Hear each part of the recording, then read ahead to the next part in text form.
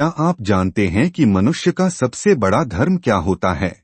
आज मैं आपको इसी के बारे में बताऊंगा। आप सबका एक बार फिर से स्वागत है मेरे चैनल गीता ज्ञान में।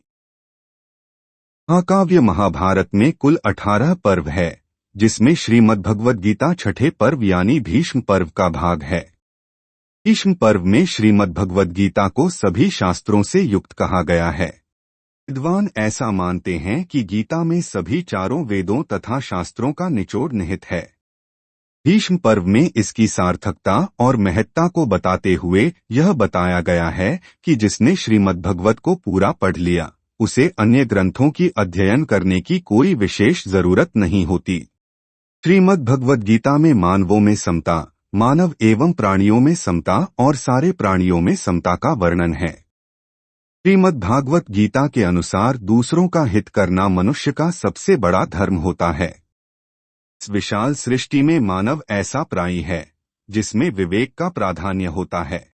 अपने विवेक के माध्यम से उसने अनेक प्रकार के उद्यम करके वैज्ञानिक और तकनीकी उन्नति की है। इस उन्नति का लक्ष्य जीवन को सुखी बनाना है। सुख प्राप्त करने की उसकी यह अभिलाषा धीरे धीरे बढ़ती चली जाती है। जब सुख के साधन केवल भौतिक सुखों तक ही सीमित रह जाते हैं, तो धीरे धीरे स्वार्थ और स्व की भावना बढ़ने से मनुष्य दूसरों के हितहित की चिंता किए बिना अपने ही सुख साधनों को बढ़ाने में जुट जाता है। इससे समाज के साधनहीन वर्ग निरंतर शोषण की चक्की में पिसने लगते हैं।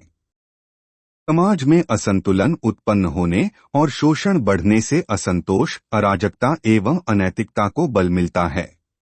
प्रकृति भी इस मानवीय शोषक का शिकार होती है और अंततः इससे प्राकृतिक आपदाएं भी आने लगती है। मानव का पूर्ण और प्राकृतिक जीवन केवल लिप्सा, भोग और कामनाओं के जाल में घिर जाता है। इससे मानवता के समर्थक दुख पाते हैं।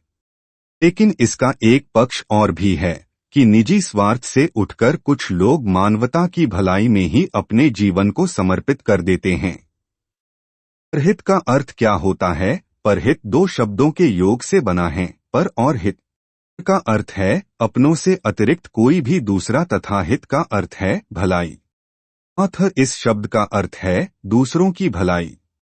दूसरों का अर्थ है वे लोग जो हमारे अपने नहीं हैं, जिनसे हमारा कोई स्वार्थ नहीं है। भी कभी हम अपने नाते रिश्ते के लोगों प्रति भी करुणा की भावना रखकर उनका हित करते हैं। लेकिन अपने प्रियजन नाते रिश्तेदारी का हित करना वास्तव में मनुष्य का नैतिक कर्तव्य होता है। इसे सहायता रूप में जाना जा सकता है। इसका भी महत्व होता है और यह सत्कर्म है, मानवीयता है और मानव का धर्म भी है। लेकिन परहित इससे भिन्न अर्थ संकेतित करता है। जब अपने हितहित लाभानि का ध्यान रखे बिना दूसरे लोगों का हित, उनकी भलाई की जाती है, तो यही कर्म परहित कहलाता है। हित करने वाला व्यक्ति परोपकारी होता है। सभी प्रकार की कामना और इच्छाओं को त्याग कर ही वह दूसरों की सेवा करता है। भारतीय संस्कृति में पाप और पुण्य की चर्चा भी होती है। व्यवहार और चरित्र के धरातल पर ये दो मूल्य माने गए हैं। अपना हित सोचना मानव का कर्तव्य है और धर्म भी। लेकिन अपने हित के कार्यों को इस प्रकार करना कि दूसरों को किसी प्रकार की हानि न उठानी पड़े, यह उससे भी श्रेष्ठ कर्म है। इनके अतिरिक्त तीसरा पक्ष भी है। अपने हितहित की चिंता किए बिना जब कोई मानव दूसरों की सेवा या सहायता करता है, तो यह श्रेष्ठ कर्म परहित होता है। विश्व इतिहास और साहित्य में इस प्रकार के अनेक चरित्र हुए हैं, जिनमें ईसा मसीह, बुद्ध, गांधी, नानक, दयानंद सरस्वती, रामकृष्ण, भगत सिंह, चंद्रशेखर, सुभाषा आदि महान व्यक्तित्व हैं। इन महान चरित्रों में यही समानता देखी जाती है कि इनके कार्यों से लोगों को पीड़ा और दुख से मुक्ति मिली, तभी वे सुख और बढ़े हैं। परहित और जीवन मनुष्य का अपने माता पिता, भाई बहन, पत्नी और संतान की सेवा करना सबसे प्रथम कर्तव्य है। यथायोग्य इनका भरण पोषण उसका धर्म बन जाता है। उसके कर्तव्य की सीमा यहीं तक सीमित नहीं रहती है, अपितु अपने सगे संबंधियों के प्रति भी उसका कुछ कर्तव्य होता है। यहीं तक वह सीमित नहीं रहता है, उसे समाज के प्रति भी उत्तरदायी बनना होता है। समाज के साथ ही देश और अंततः विश्व के प्रति वह किसी न किसी रूप में जवाबदेही बनाता है। वर्तमान विश्व में आज जो अराजकता, अनैतिकता, हिंसा, उग्रवाद, प्राकृतिक आपदाएं तथा युद्ध का जो संकट छाया हुआ है, उसके मूल में परहित की अपेक्षा स्वहित को ही कर्म माना गया है। आज का स्वार्थी और लिप्सा में डूबा हुआ व्यक्ति दूसरों का शोषण कर अपने स्वार्थ को सिद्ध करने में डूबा हुआ है।